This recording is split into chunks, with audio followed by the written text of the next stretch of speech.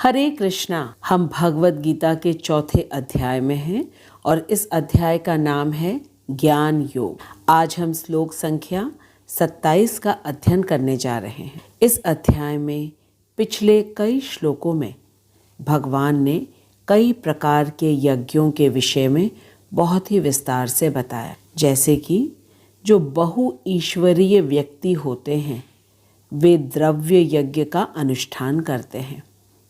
फिर जो निराकारवादी होते हैं वे ब्रह्म ज्योति में अपने स्वरूप को ही आहुति के रूप में अर्पण कर देते हैं। फिर हमने देखा कि भगवान ने ब्रह्मचर्य तथा गृहस्थों द्वारा किए गए यज्ञों को हमें बताया। यदि आपने पिछले श्लोकों के वीडियो को नहीं देखा तो अवश्य देखिए, ताकि आप प्रत्येक यज्ञ को भली भांति समझ जाएं।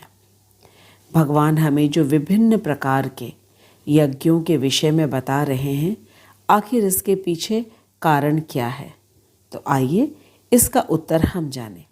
भगवान ने अर्जुन को तीसरे अध्याय के श्लोक संख्या 8 में कहा है, नियतं कुरु कर्म त्वं कर्म ज्यायो ह्यकर्मणः शरीरयात्रापि च तेन प्रसिद्ध्येत अकर्मणः। भगवान ने अर्जुन से कहा, अपना नियत कर्म करो। नियतम कुरु कर्म त्वम, क्योंकि कर्म न करने की अपेक्षा कर्म करना श्रेष्ठ है।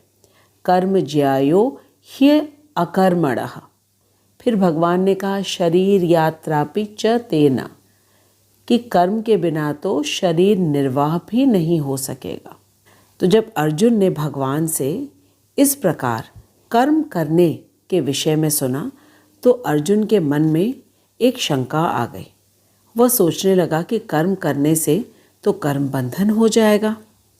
फिर भगवान ने इसी अध्याय के श्लोक संख्या 9 में कहा, यज्ञार्थार्थ कर्मणो अन्यत्र लोको अयं कर्म बंधनः तदर्थम कर्म कौन्तेय मुक्त संगः समाचर। भगवान ने कहा अर्जुन से कि श्री विष्णु के लिए किए गए यज्ञ रूप में कर्म करना चाहिए। यज्ञार्थार्थ कर्मणो। फिर भगवान ने कहा, अन्यत्र लोको अयम कर्म बंधन, अन्यथा कर्म के द्वारा इस भौतिक जगत में अवश्य ही बंधन उत्पन्न होगा। फिर भगवान ने कहा, तदर्थम। तद जहाँ आता है, इस शब्द का अर्थ है भगवान के लिए। फिर भगवान ने कहा कि अतः हे कुंती पुत्र कौन्तेय, उनकी प्रसन्नता के लिए, तदर्थम कर्म, भगवान की प्रसन्नता के लिए अपने नियत कर्मों को करो। और ऐसा करने से क्या होगा? मुक्त संगः समाचर।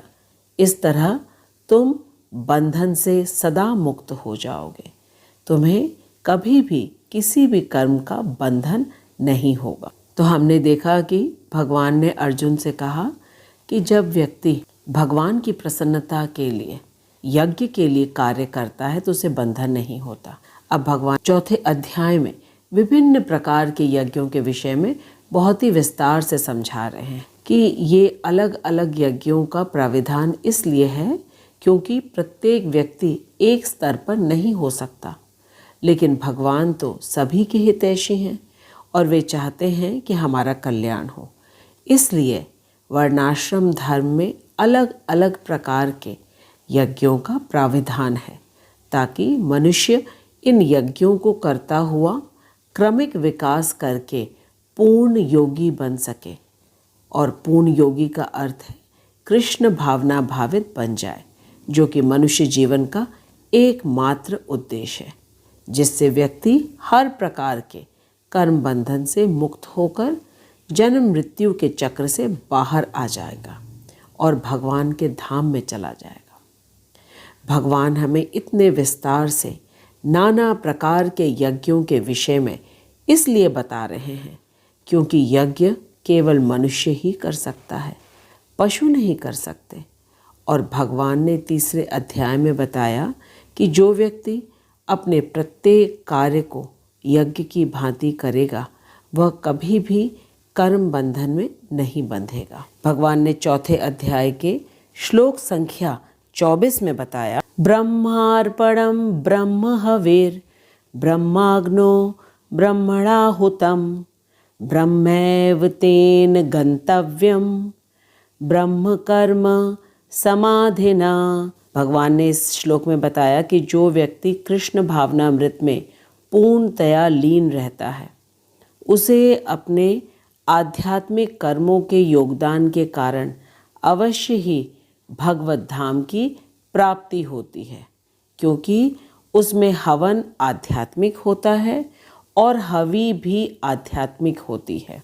इस श्लोक में इतनी महत्वपूर्ण बात हमें पता चली कि प्रत्येक वस्तु भगवान की है और जिस व्यक्ति को इस बात का ज्ञान होता है वह प्रत्येक वस्तु को भगवान के लिए अर्पण करता है, वही उसकी हवि हुई।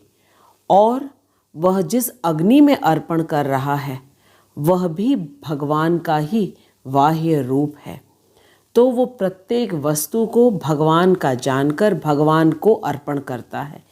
ऐसी सोच से जो प्रत्येक कार्य को करता है वह निश्चित रूप से भगवान में लीन है, कृष्ण भावनामृत है और वह अपने इस कार्य के कारण भगवत धाम की प्राप्ति करता है।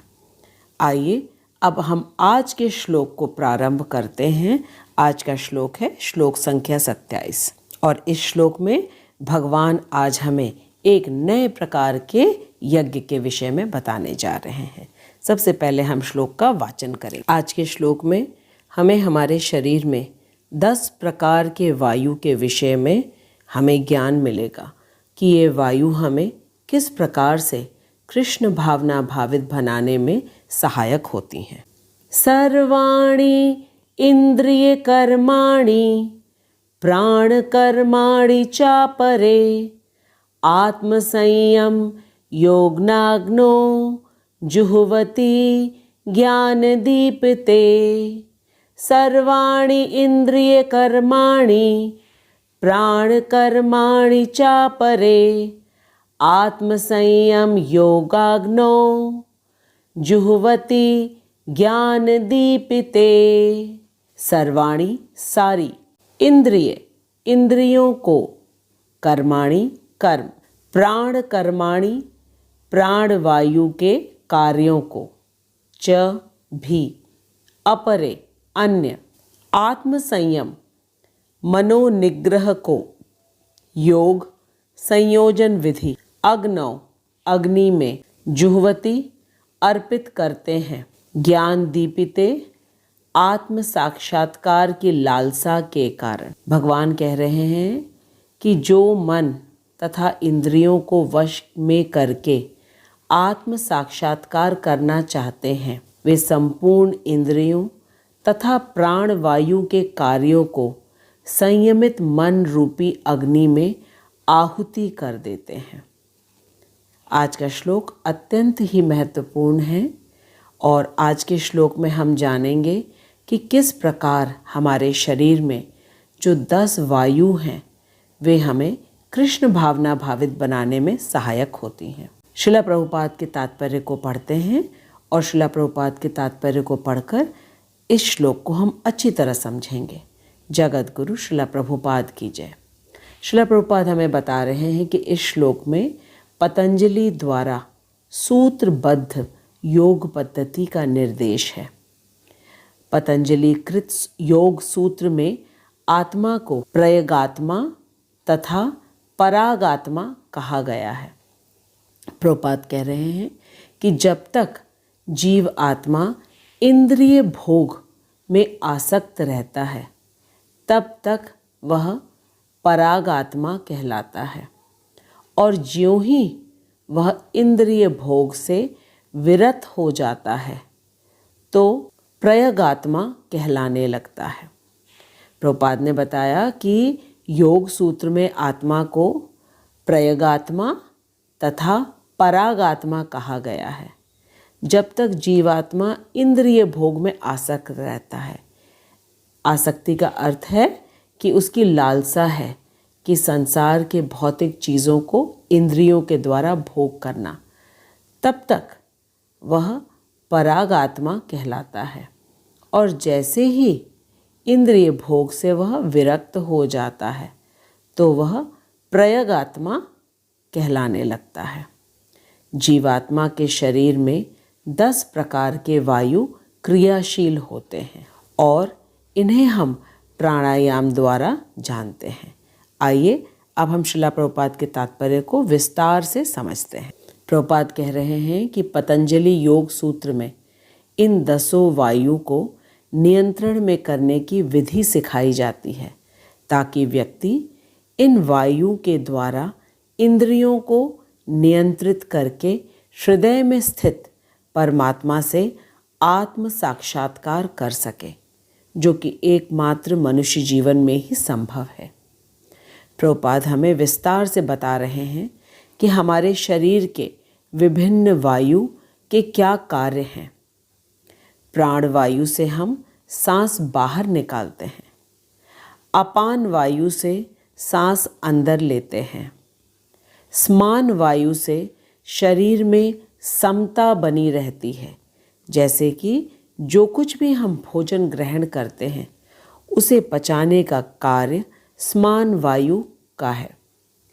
उदान वायु ऊपर की ओर जाती है और अपान वायु नीचे की ओर जाती है।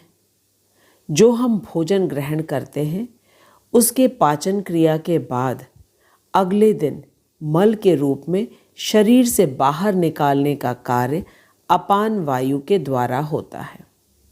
फिर व्यान वायु, जो कि पूरे शरीर में रक्त के द्वारा व्याप्त है।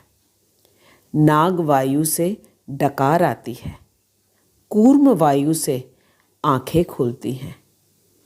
हम ये समझ सकते हैं कि अगर हमारी आँख में एक छोटा सा धूल का कण भी आ जाता है या बाल आ जाता है तो हमें कितनी असुविधा होती है। लेकिन आँख और पलक के बीच में जो वायु है, इस कारण हमारी पलकें निरंतर झपकती रहती हैं, लेकिन हमें असुविधा नहीं होती है। फिर आगे क्रकरा वायु से हम खांसते हैं, देवदत्त वायु से जम्हाई लेते हैं और धनंजय वायु शरीर में मृत्यु के पश्चात भी रहती है, जिस कारण कभी कभी हमने देखा है कि मृत शरीर फूलने लगता है। इन सभी वायु के कारण हम अपनी आँखों से देख पाते हैं, कानों से सुन पाते हैं, नाक से सूंघ पाते हैं, जीभ से स्वाद ले पाते हैं और बोल पाते हैं तथा त्वचा से महसूस कर पाते हैं। पतंजलि योग सूत्र के द्वारा इन वायुओं को नियंत्रण में रखने को सिखाया जाता है प्राणायाम के द्वारा, ताकि हम अपनी ज्ञान इंद्रियों तथा कर्म इंद्रियों को संयम में कर सकें। और ये हम अपने आसपास देखते भी हैं कि व्यक्ति ध्यान की मुद्रा में योग अभ्यास करते हैं शरीर को संयम तथा स्वस्थ रखने के लिए। यह एक प्रकार का यज्ञ है जिसमें समस्त इंद्रियों को नियंत्रण में किया जाता है इन 10 वायु की मदद से। उदाहरण के लिए मैं बोल रही हूँ और आप सुन रहे हैं और वीडियो देख रहे हैं। वायु की उपस्थिति होने के कारण, यदि वायु ना हो तो हमारे स्वर जो ध्वनि कंपन के रूप में होते हैं वे आपके कानों तक नहीं पहुंच सकते और हम कोई भी सुनने का, देखने का कोई भी कार्य नहीं कर सकते हैं। प्रभुपाद कहते हैं कि हमने पहले के श्लोकों में जाना है कि प्रबुद्ध व्यक्ति या बुद्धिमान व्यक्ति वही होता है जो कृष्ण या विष्णु के लिए यज्ञ करता है, क्योंकि वह जानता है कि कृष्ण या विष्णु यज्ञ पुरुष हैं और प्रत्येक कार्य भगवान की प्रसन्नता के लिए किया जाना चाहिए, तभी मनुष्य जीवन की सफलता होगी। पतंजलि सूत्र द्वारा इन 10 वायुओं को नियंत्रण में रखकर परमात्मा को देखने का प्रयास करते हैं योगी जन। लेकिन यह विधि इतनी सरल नहीं है। हम सब तो अभी तक जो सांस लेते हैं केवल इसी वायु के विषय में जानते थे, और फिर इन 10 प्रकार के वायु कैसे अपना अपना कार्य करती हैं यह समझना सरल नहीं है। शास्त्रों में बताया गया है कि बड़े बड़े योगी भी जो अपने सभी इंद्रियों पर पूर्ण नियंत्रण रखने के बाद भी वे अपने उच्च स्थान से गिर गए। जैसे कि उदाहरण के लिए महान ऋषि विश्वामित्र, जो कि ध्यान में बैठे हुए थे, लेकिन मेनका की पायल की आवाज़ सुनकर उनका ध्यान भंग हो गया और उर्वशी का जन्म हुआ। श्रील प्रभुपाद कहते हैं कि इंद्रियों को वश में करने का एक ही उपाय है, और वो उपाय है कि हम इंद्रियों को भगवान की सेवा में लगा दें, तो ये सरलता से वशीभूत हो जाती हैं और संतुष्ट भी रहती हैं। योगियों की तरह केवल इंद्रियों को यदि नियंत्रित कर भी लिया जाए, लेकिन यदि उन्हें भगवान की सेवा में नहीं लगाया तो पतन का कारण बन जाएंगी यही इंद्रियां। इसलिए एक कृष्ण भावना भावित व्यक्ति कृत्रिम तरीके से अपने किसी इंद्रिय को संयम में नहीं रखता, बल्कि वह अपने प्रत्येक इंद्रिय को भगवान की सेवा में लगा देता है, और जब कृष्ण संतुष्ट तो वह भी संतुष्ट हो जाता है, क्योंकि वह कृष्ण का अंश है। इस बात को एक व्यवहारिक उदाहरण से समझते हैं। यदि किसी शिक्षक को विद्यार्थियों को शांत कराना है तो वह बहुत ही रोचक विषय पढ़ाना आरंभ कर देता है। बच्चे अपने आप ही शांत हो जाते हैं और उसे बच्चों को बार बार शांत हो जाओ बोलने की आवश्यकता नहीं रहती। बिल्कुल इसी तरह जब हम अपने प्रत्येक इंद्रिय को भगवान की सेवा में लगाते हैं तो वह सर्वोच्च यज्ञ हो जाता है। आज के श्लोक में हमने ये सीखा कि हमारे शरीर में 10 प्रकार की वायु है जो हमारे शरीर को नियंत्रित और स्वस्थ बनाती हैं, और ये ज्ञान हमें पतंजलि सूत्र से मिलता है। हम इसके विषय में ज़्यादा न सोचें, क्योंकि ये सब कृष्ण की व्यवस्था है और हमारे बिना सोचे समझे भी चलता रहता है। हमें चिंता करने की आवश्यकता नहीं कि कौन सी वायु ऊपर जा रही है, कौन सी वायु नीचे।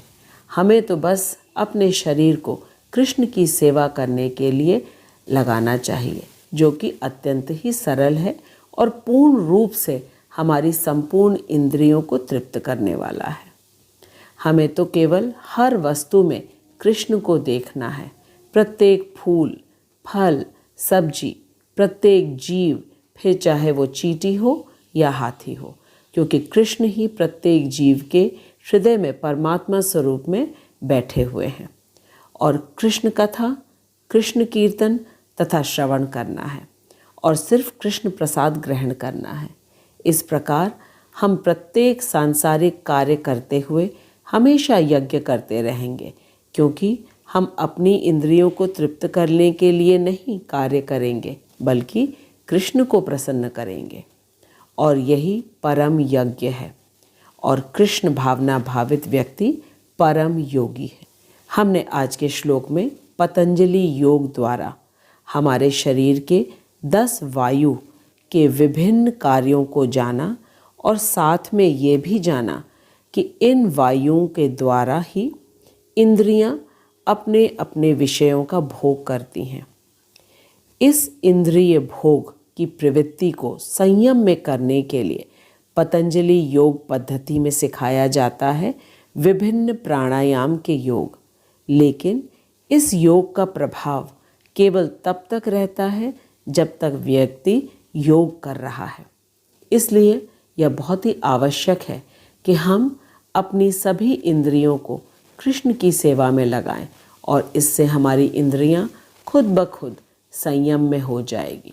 श्रीला प्रभुपाद कह रहे हैं कि जब मनुष्य प्रबुद्ध हो जाता है, प्रबुद्ध अर्थात कृष्ण के साथ अपने संबंध को जान जाता है, तब वह इन सभी वायुओं को आत्म साक्षात्कार की खोज में लगा देता है।